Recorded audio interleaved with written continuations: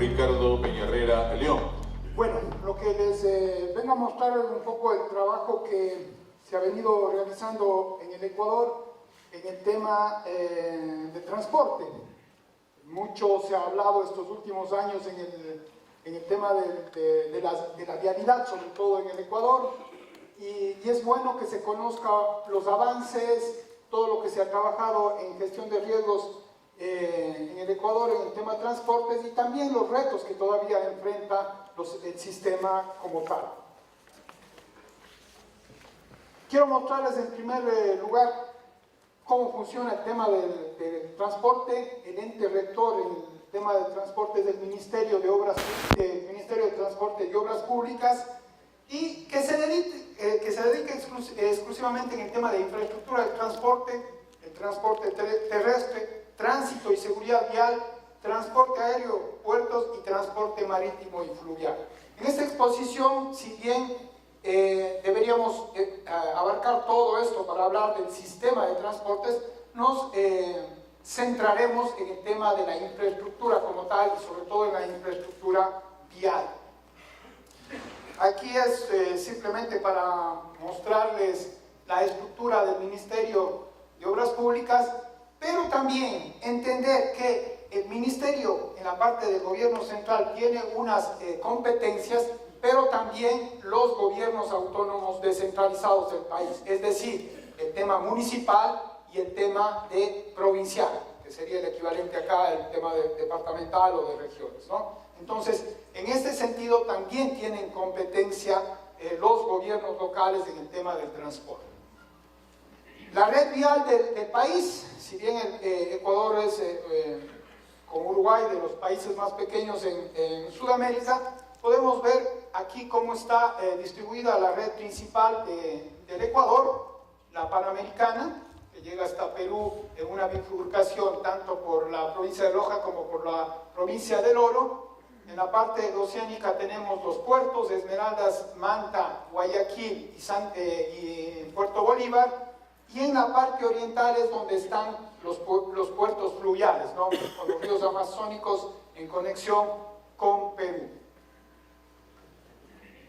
Para entender el tema de la gestión de riesgo tenemos que entender cómo es que se produce esto del riesgo, cómo es que se produce, y a veces cuando ya trabajamos en gestión de riesgos olvidamos a veces empezar por el tema de los conceptos, y ahí es cuando tenemos problemas a la hora de ejecutar acciones de reducción de riesgos o enfrentar los desastres.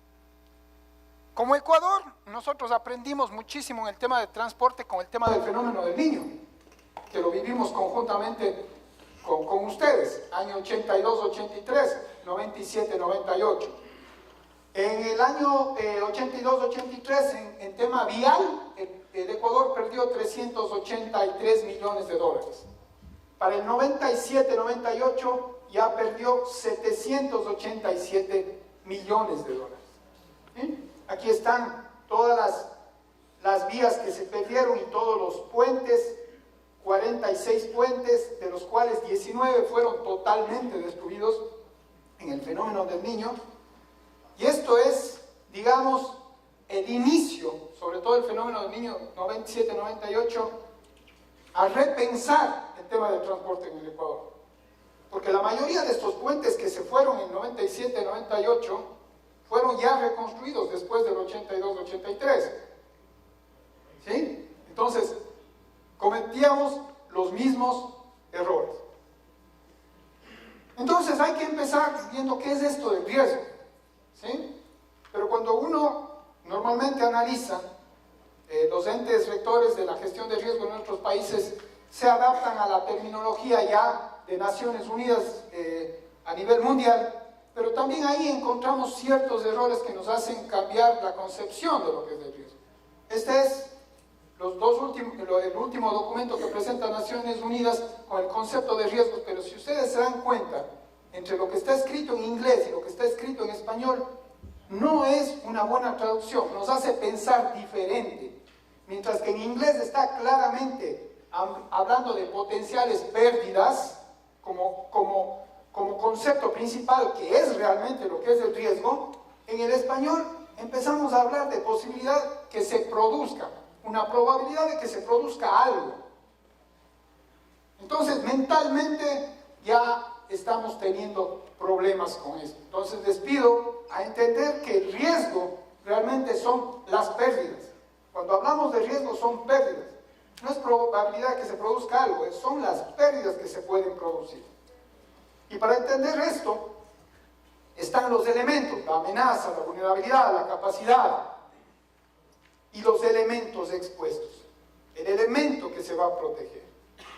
Cuando hablamos de amenazas, nosotros presentamos unos bonitos mapas, pero tenemos que estar claros que estos mapas están en un territorio. Tienen que definir un fenómeno y tienen que tener una información, la intensidad de la magnitud o la frecuencia y probabilidad. Si no tenemos esas dos componentes, no estamos hablando de mapas de amenaza o mapas de peligro. Estamos hablando de cualquier otra cosa. En tema sísmico ya se ha estandarizado, tú hablas de tal intensidad a un periodo de retorno X. Estoy manejando los dos aspectos. Pero por ejemplo en tema de deslizamientos, normalmente en nuestros países no tenemos los periodos de recurrencia, o no los ponemos. ¿Sí? En tanto que la vulnerabilidad, donde todavía patinamos para hacer nuestros análisis, la vulnerabilidad no está en el aire, está asociada a una amenaza. Yo soy vulnerable a sismos, pero no necesariamente por lo mismo soy vulnerable a inundaciones. Entonces tengo que hacer un análisis de acuerdo a esa exposición. Y por otro lado, en esta ocasión, este congreso está focalizado a líneas vitales. Las líneas vitales tienen que ser vistas como sistemas. Y como ayer lo decía el conferencista, el colega de México, tenemos que entender que esos sistemas van hacia alguien, hacia la población, a la funcionalidad.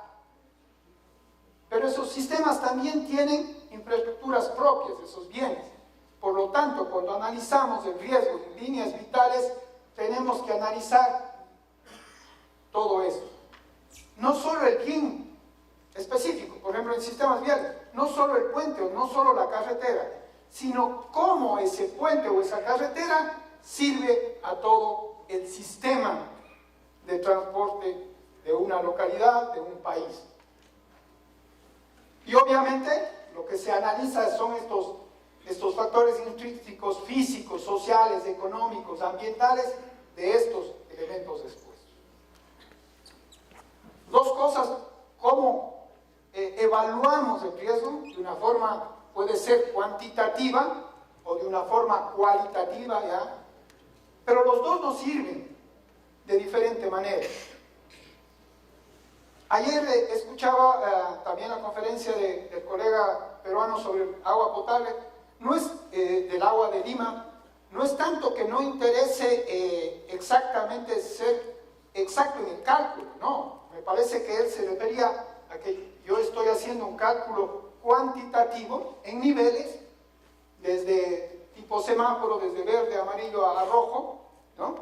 Que nos sirve para un tipo de acciones en gestión de riesgo. Para esas acciones operativas, dónde arreglar, dónde voy a hacer, no necesito saber, pero sí necesito saber con más precisión el tema de riesgo, porque son pérdidas, es dinero.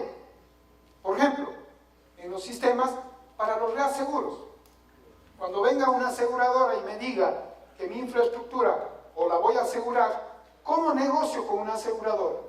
¿Sobre cuánto es la prima que tengo que asegurar? Entonces ahí es clave que tengo que hacer unos cálculos lo más preciso para no subestimar o sobreestimar el costo de ese seguro que me va a favorecer para mi infraestructura. Entonces es clave hacer una evaluación cuantitativa. Así se produce el riesgo. Es claro, así se genera la ecuación básica de riesgo, amenaza, vulnerabilidad, y tenemos el riesgo sea cuantitativo o cualitativamente de acuerdo a los mecanismos que yo ejecuto. Entonces, Si he hecho bien la tarea, voy a pasar el año cuando me venga un desastre. Si no, lo único que estoy haciendo es reproducir ese riesgo. Y reproducir ese riesgo, hablamos de una acción con la que se vuelve a producir o se reproduce un nuevo riesgo. ¿Cuándo pasa esto? Por ejemplo, cuando usamos la infraestructura por más tiempo de la vida útil de la infraestructura. Nosotros como ingenieros sabemos que calculamos infraestructura, diseñamos y construimos para un periodo de vida útil de 20, 50, 100 años. Pero nos ponemos a pensar cuánto tiempo tienen usándose nuestros puentes, nuestras vías, nuestra infraestructura. Ahí está reproduciéndose el riesgo, porque fue diseñada para un tiempo. ¿Sí? Entonces, estamos reproduciendo simplemente porque ya ha concluido la vida útil de la infraestructura. La falta de control en las construcciones. En América Latina, lamentablemente, hay una informalidad en la construcción y ahí es donde estamos reproduciendo el riesgo. Cuando no intervenimos en esos pequeños desastres que nos llegan todos los años, va debilitándose la infraestructura. Viene el periodo de lluvias, simplemente en tema vial, y nos pasa, o sea, les comento esto porque nos pasa en el país, en Ecuador, viene el tema de lluvias, un pequeño deslizamiento, simplemente limpio la vía y la dejo ahí. Y no nos damos cuenta que simplemente lo que se ha hecho ahí es debilitar esa infraestructura. Es decir, estoy reproduciendo nuevos riesgos. En conclusión, en este tema, se reproduce el riesgo porque no se ha actuado en los componentes de la vulnerabilidad, en la exposición, en los factores físicos, sociales o económicos. Estamos reproduciendo el riesgo. ¿Y esto cuándo lo vemos? Cuando vemos cómo se afecta a la población. El que termina pagando esta reproducción de riesgo son los más vulnerables. Son esas comunidades que en el caso de transportes quedan aisladas. Son esos países que cuando se ve afectado el transporte no puede mover su producción. Ellos son los afectados. En el caso ecuatoriano, nos tocó la prueba de fuego el 16 de abril del 2016 y nos afectó en esta zona, Pedernales, noroccidente del país, y afectó a toda esta zona. Y le puse aquí también a Guayaquil, porque a pesar de estar a 250 kilómetros de distancia del terremoto, por el tema de suelos blandos, tuvo una afectación muy seria, ¿no?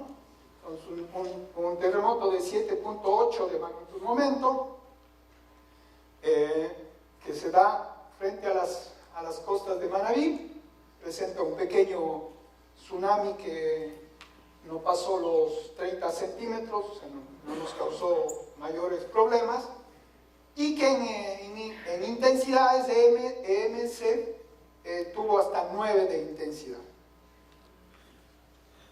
Las pérdidas de ese terremoto. En tema de transporte, 244 millones de dólares. Eso le costó al país. En tema vial, son casi 200 millones.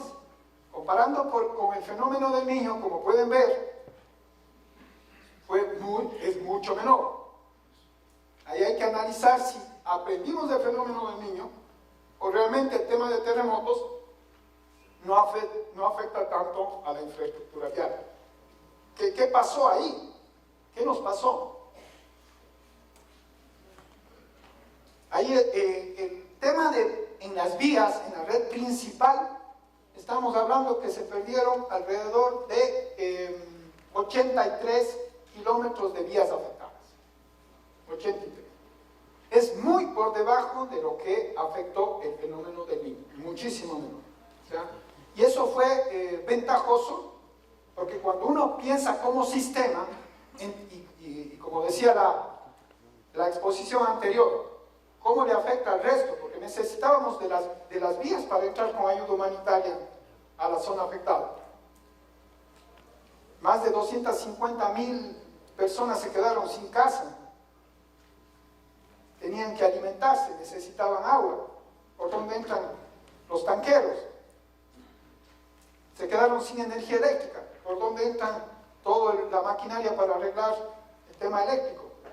Entonces, es clave estas líneas vitales. Por algo se llaman líneas vitales. Entonces, ventajosamente, se pudo reparar o rehabilitar, más que reparar, rehabilitar vías para poder hacer esas acciones.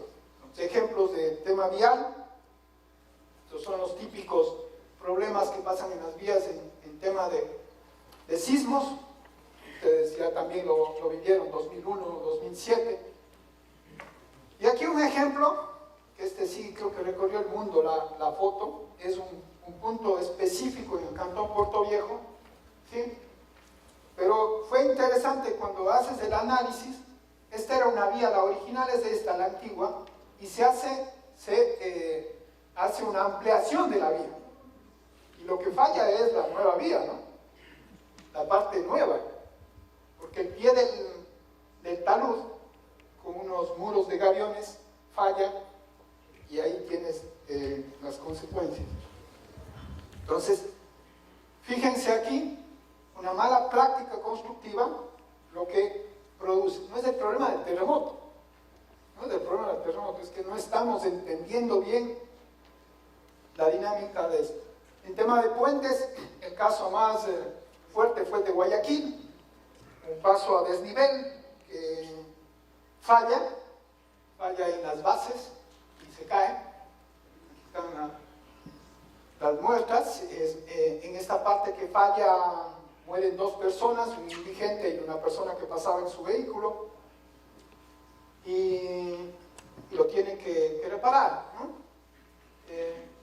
Como en Guayaquil hay 45 pasos a desnivel. La mayoría de esos son de la época de los 80. Entonces, nuevamente, aquí se está reproduciendo el riesgo, porque no han tenido un mantenimiento, no se ha hecho un análisis sísmico con las nuevas tecnologías, y seguimos utilizando, incluso con más carga vehicular que la que fueron diseñados en los años 80. Pero el terremoto también nos dio cosas interesantes.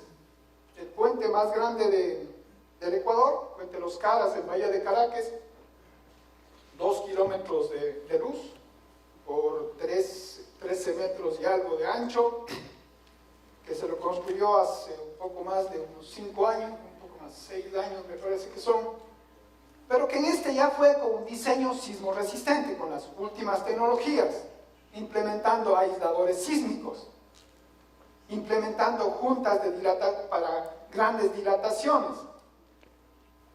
Y resultado, ahí lo tienen, sin problema. Pasó la prueba para lo que fue diseñado y para lo que fue construido. ¿Sí? Aquí se implementó realmente un análisis de riesgo. ¿Por qué?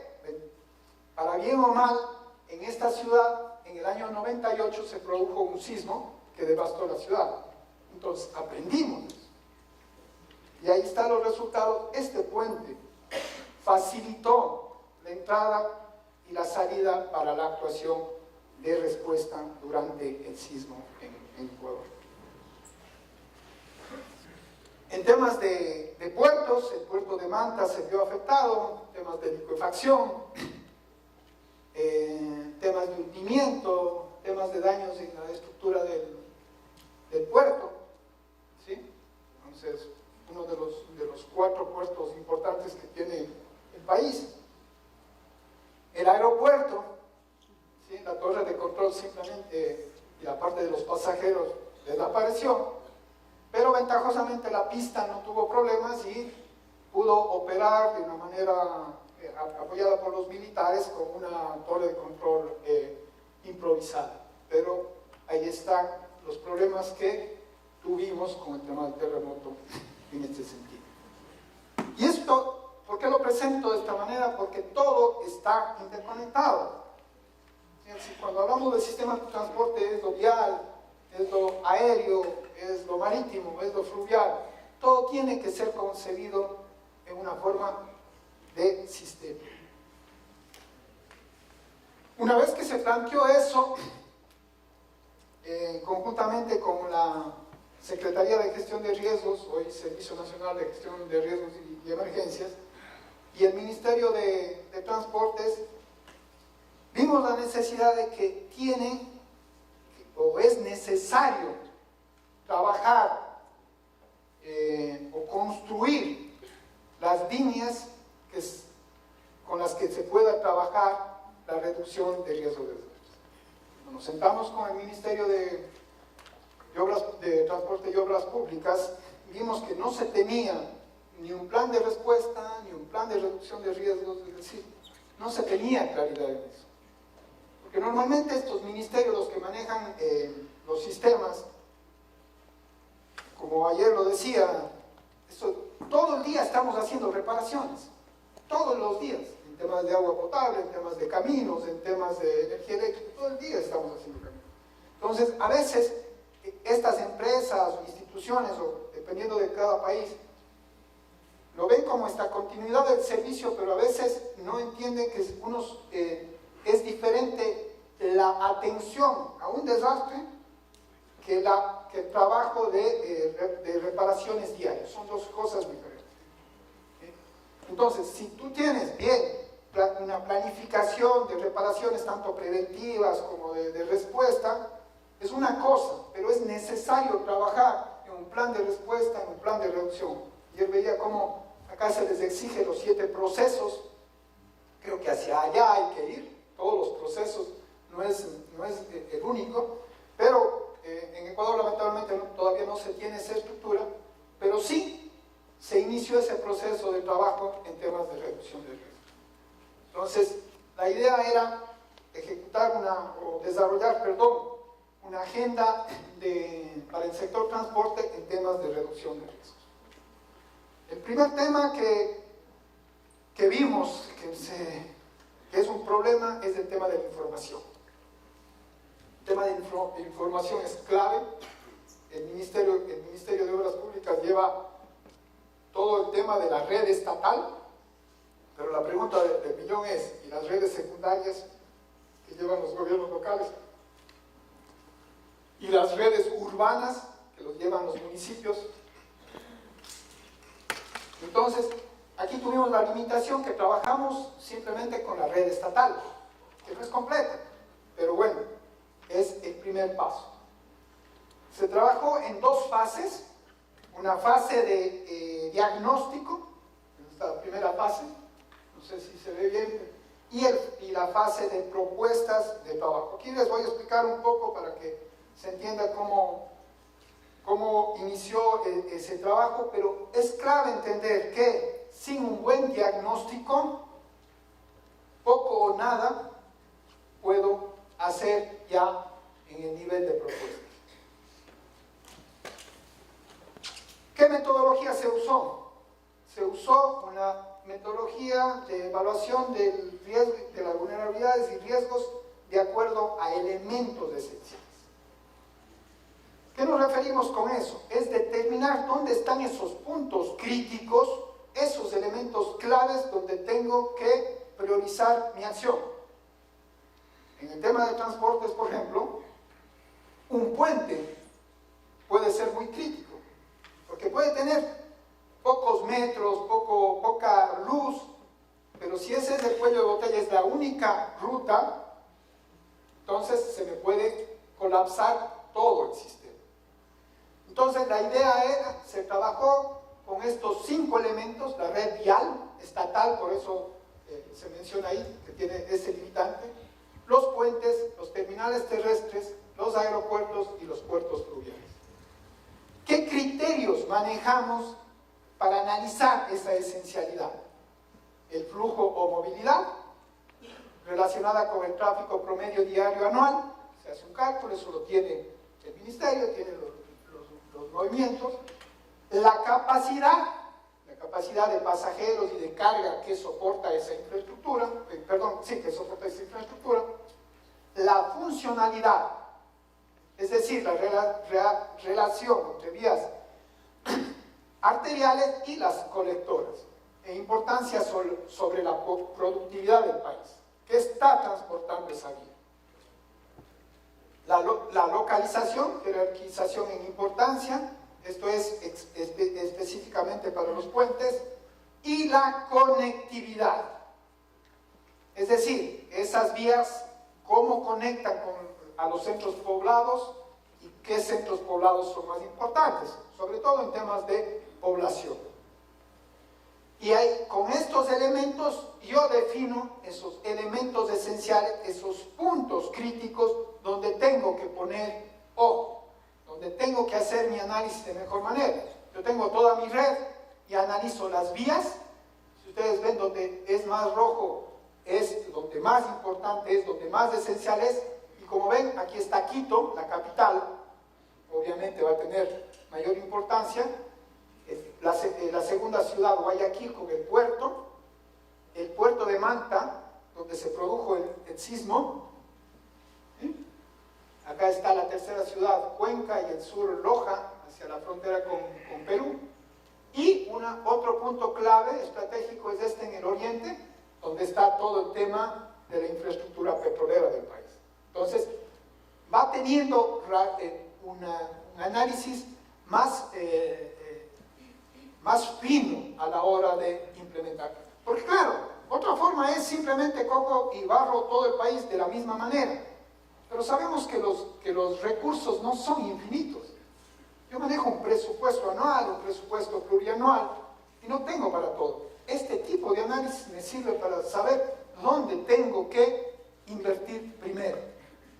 Acá están los mismos análisis con puentes, con terminales terrestres, con aeropuertos y con puertos marítimos y puertos fluviales. Hago ese análisis y ya tengo la primera situación del país. ¿Dónde está lo esencial en mi sistema de transporte?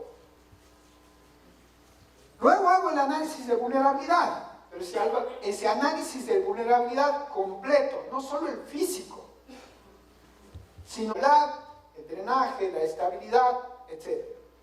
Este es el primer diagnóstico de vulnerabilidad territorial. Pero también teníamos que ver el tema de la vulnerabilidad institucional, como ministerio. ¿Qué nos pasa? Como sistema de transporte. Entonces, viendo el marco jurídico e institucional, vemos los temas de cómo está la organización, las capacidades, la coordinación, la difusión de leyes y normativas, los mecanismos de control. Es decir, esta parte debería ser las capacidades, pero lamentablemente no siempre las instituciones tienen las mejores capacidades. Hay problemas internos que le hacen no poder responder de manera adecuada a estas situaciones. Entonces, se hizo el tema de la vulnerabilidad territorial en primer término, ¿sí? De igual manera, el tema vial.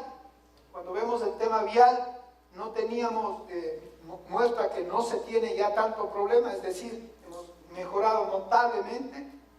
Tenemos temas de vulnerabilidad en el tema de los puentes, ¿sí? Los puertos, aeropuertos, terminales terrestres, aeropuertos y puertos. Entonces, esto es clave a la hora de analizar el tema de la vulnerabilidad como sistema, nuevamente, no como elemento, sino como sistema. Aquí no se aprecia bien, pero este es el diagnóstico de la vulnerabilidad institucional. Con esto se dieron cuenta que el ministerio no tiene que vivir en una burbuja de que yo hago transporte y listo, que son los que están en naranja, sino que tienen una serie de relaciones con otras instituciones para poder trabajar. Acá, esta parte de acá es con la mesa del COE, que tiene para el tema de respuesta, solo este. Y de ahí las otras para los temas preventivos, de reducción de riesgos, de planificación, etc. Y ahí recién se dan cuenta que esto no es de una sola entidad. Están incluidos el tema de los gobiernos locales, el tema municipios, el tema provincias. Entonces, que para que funcione mi sistema de transporte, tengo que trabajar con todas estas instituciones, con todo esta telaraña que es el marco institucional de cada uno de los países, ¿no? La última parte es el análisis ya con los escenarios de riesgos. Es decir, ya incluyo la amenaza. Y calculo también el tema de esta vulnerabilidad intrínseca, es decir, la que viene directamente por la exposición. Tema de elementos esenciales, o sea, en pocas palabras le estoy dando peso a esos puntos claves, incluyo las amenazas por exposición y tengo esos escenarios de riesgo de desastre en la movilidad. ¿Por qué hablamos de escenarios? Porque el escenario es el que me sirve para poder planificar. Un número, cuando hago la evaluación del riesgo, digo, voy a tener 5.000 millones en pérdidas. ¿Cómo planifico con eso? Eso está bien para los seguros, pero tengo que generar el escenario. ¿Qué puede pasar? ¿Qué va a pasar si se bloquea la vía y con el tema de producción? ¿Qué va a pasar con el tema de insumos? ¿Qué va a pasar con el día a día de las poblaciones, de las personas?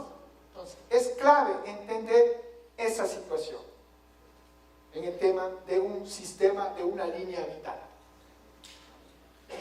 Entonces, ahí simplemente se puso los mapas de peligros, de amenazas, el tema volcánico, el tema de inundaciones, el tema sísmico y el tema de deslizamientos. 4 elementos que teníamos de información para ir catalogando. En este caso aquí les muestro el sistema vial específicamente. Y como vemos que en algunas zonas, como ven en esta parte esta es la sísmica, y ven que en la parte donde se produjo el terremoto, el escenario es complicado. Es complicado, pero simplemente eso nos mostró que la vialidad ahí pasó el examen del terremoto porque no tuvimos tantos daños como los que se esperaban. Temas de inundaciones, si nos viene un fenómeno del Niño, toda esta parte va a tener muy serios problemas nuevamente. Entonces tenemos que trabajar ya en esos puntos con acciones específicas. Una vez que tenemos el escenario, entonces definimos las medidas en las que tenemos que trabajar. ¿Sí? Entonces las medidas en las que tenemos que trabajar, medidas estratégicas, medidas estructurales y medidas operacionales. ¿Sí? En ese sentido, si uno ve los planes a nivel nacional ahora, desde el punto de vista de la gestión de riesgo como tal, todos estamos encaminados a presentarlos como los 4 principios del marco de Sendai, ¿no? El tema de conocimiento del riesgo, de la reducción del riesgo, de la inversión del riesgo, de los preparativos y respuestas. Pero en el tema, cuando se trabaja con un tema sectorial, hay que hablar en el mismo idioma de ese sector.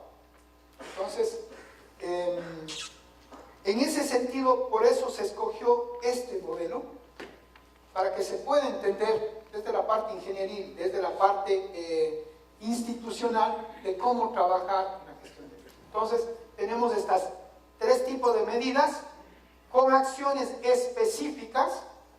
Voy a ir avanzando. Entonces, en la primera, medidas estratégicas, estas son las de mediano o largo plazo. Son todo este tema de entender bien la política pública del transporte y de la gestión de riesgos, ¿no? Entonces los planes, las regulaciones, la ley. Pero en Ecuador todavía no se ha actualizado o no se tiene realmente una ley como tal del Sistema Nacional Descentralizado de Gestión de Riesgo. Esto no quiere decir que no se pueda hacer gestión de riesgo, porque tenemos otras leyes donde nos amparamos, pero eso nos deja vacíos, brechas que no se han podido todavía llenar. Entonces hay que trabajar en estas acciones hacia la construcción de la política pública. Luego el tema de la gobernanza es importantísimo para poder trabajar. Esa inclusión de los actores a nivel local en tema de los sistemas. Porque hacia allá va. La red nacional te une el poblado, de donde sale el producto, de donde sale la papa, el choclo, de donde sale también la industria. Entonces es importante. Las medidas estructurales, esas son a corto, mediano o largo plazo, esas que favorecen a la capacidad propia del sector. Pero el sector no es uno, no es el ministerio, no es un municipio, es todos los actores, como vimos cuando haces un análisis ya completo de quienes intervienen en eso. Y también trabajar en esa transversalización de la gestión de riesgo, porque eso es otro tema que vimos que salió ahí, cuando haces la discusión con los actores. Resulta que los que hacen los diseños están totalmente separados de los que construyen o de los que fiscalizan las obras. Cuando digo esto es en el sentido de los departamentos en el ministerio, y de los usuarios y de los que hacen la reparación. O sea, son islas que están ahí y no transversalizan el tema de la gestión de riesgo. O sea, el de diseño puede decir, ok, ya voy a incluir el tema de diseño sismo resistente en los puentes, pero ¿cómo estamos construyendo? Estamos haciendo una fiscalización técnica para que se cumpla esa normativa. Estamos haciendo las reparaciones, más que reparaciones, perdón, estamos haciendo los mantenimientos adecuados que me dice el diseño, o cuando me toca bajar los presupuestos, elimino ese mantenimiento. Entonces, todo esto es importante en el tema de la transversalización. Finalmente, el tema de las medidas ya operacionales, esas que nos gustan a los ingenieros, ¿sí? Esas medidas de la protección del elemento como tal, de ver los taludes, de ver el drenaje, que a veces, ese es a veces nuestro problema como ingenieros, o sea, nos enfocamos en esa parte, pero cuando trabajamos ya en gestión de riesgos, tenemos que abrir esa visión, una visión hacia 180 grados, de manera que tengas esa visión desde los elementos poblacionales, los elementos funcionales y obviamente, que esto es importantísimo, los elementos ya de la infraestructura, de los elementos. Y obviamente no hay que olvidar el tema de la resiliencia. De la resiliencia, como más o menos en Ecuador vamos entendiendo, como una característica. No tenemos que hablar de la resiliencia en abstracto, como resiliencia, no. Se tiene que hablar como sistemas resilientes, comunidades resilientes. Porque es una característica, no es un sustantivo, es un adjetivo. Y eso tiene que entenderse. Entonces, este es el tema para poder lograr en nuestros países andinos, tenemos no uno, por casi todas las amenazas en nuestros países, entender que estos sistemas no tienen que fracasar cuando venga un evento peligroso. En ese sentido, los siguientes pasos que está dando el país, se está trabajando en hacer ya lo de las próximas carreteras con estudio de riesgos, ahora empiezan el pilotaje con fondos del Banco Interamericano de Desarrollo, una carretera que va a unir con Perú, justamente en Loja, se va a implementar, o se quiere implementar ya incluso un sistema de alerta temprana, van a hacer un pilotaje para deslizamientos en carreteras, se quiere continuar dentro de este gran esquema de la reducción de riesgos en el tema del plan de respuesta vial, de respuesta, no de mantenimiento ni de reparaciones, sino de respuesta ante desastres, y para poder tener el marco que ustedes también en Perú trabajan, en ese de todos los procesos de la gestión de riesgo. Simplemente es lo que les quería mostrar, nuestros avances, y en el tema de preguntas, bueno, estaremos aquí para poder seguir hablando sobre el tema. Muchísimas gracias.